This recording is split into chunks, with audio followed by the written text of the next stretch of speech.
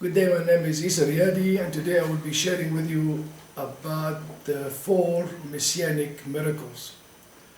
In the old times, the rabbis made the miracles in 2 categories. One category was designated to anyone. Anyone can perform a miracle if he is empowered by the Spirit of God. And the second one was only the Messiah would be able to perform these miracles. From the time of the Mosaic law until Christ, there was no Jew healed of leprosy. But you tell me, how about Miriam and how about Naaman the Syrian? Miriam was leprous before the giving of the law, and she was healed by God. And Naaman the Syrian was healed when Elisha ordered him to go and dip 7 times in the Jordan River. But he was not a Jew. I didn't have to go through the cleansing like what Leviticus 13 and 14 says. And the Levitical priesthood detailed instruction as to what they were to do in case of a leper was healed. Although the priesthood had all these details, instructions, how to go about concerning a leper that was healed, they never practiced that law. So for a leper to be healed was designated to the Messiah.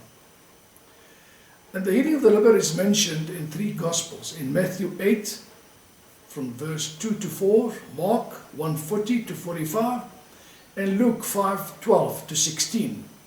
According to Luke, because he was a doctor, I prefer Luke, he said in Luke 5:12, the man was full of leprosy. That means he was dying. He was finished. This man came to Jesus and fell on his face and said, Lord, if you will, you can make me clean. Jesus touched him and said, I will, be thou clean. And straightway the leprosy left him and departed from him. And in Luke 5:14, Jesus charged him to tell no man, but to go your way, show yourself to the priest, and offer for you cleansing according to whatsoever Moses commanded, for a testimony unto them. That means the leadership in Jerusalem. Jesus sent the man to the priests in order to force them to follow through with the commandment of Moses in Leviticus 13 and 14. And after Jesus sent the leper to the priests, we read in Luke 5:16 that he went into the desert, where in earlier occasion he fasted and was tempted by Satan. This time he went into the desert for the purpose of praying. I believe that he prayed that the priests will recognize and respond to the miracle as the Messiah. We will get to the Jewish response now. The miracle was performed in Capernaum in Galilee, about 127 kilometers away from Jerusalem, or I would say 79 miles. And in Luke 5:17, it says that it came to pass on one of those days that he was teaching, and there were Pharisees and doctors of the law sitting by, who were come out of every village of Galilee, Judea, and Jerusalem. And the power of the Lord was with him to heal. The Jewish leaders came from all over Galilee, Judea, and Jerusalem.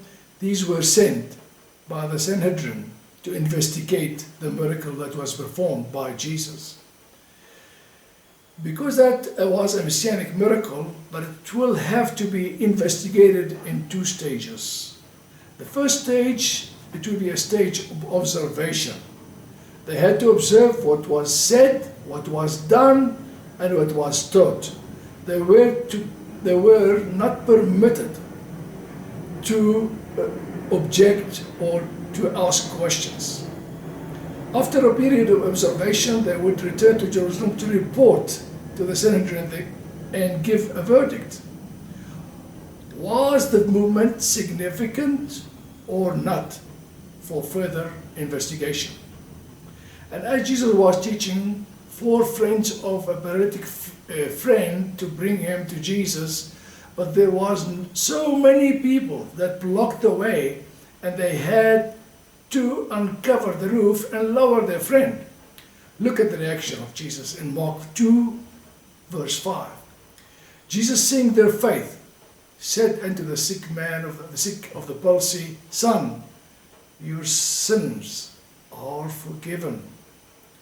But there were certain of the scribes sitting there and reasoning in their hearts. They were not allowed to speak. They were not allowed to ask questions.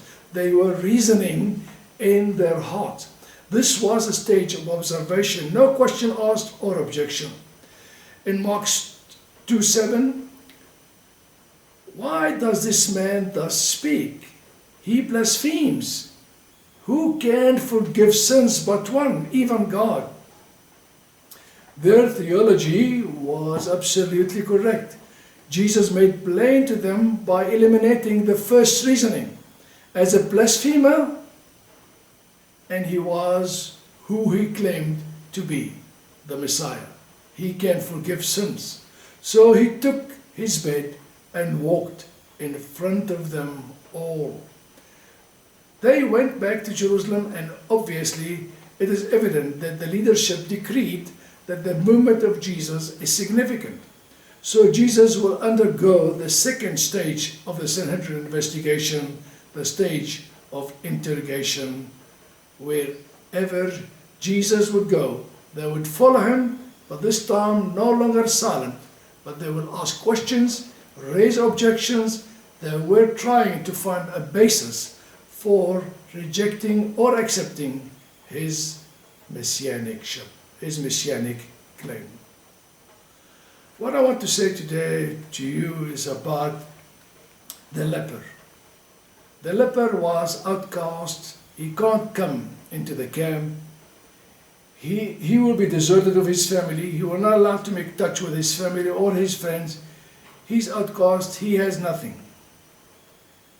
But when he came to Jesus, and he said, if you will, and Jesus is always willing, when you come to Jesus, whatever your problem is, whatever your hiccups is, if you have a problem, any problem, when you come to Jesus, he will always say, I will. And this is the first part of the 4 Messianic miracles. And if you like it, just hit the like button and subscribe, and I will be sharing with you with the next miracles. May God bless you and have a good day. Thank you.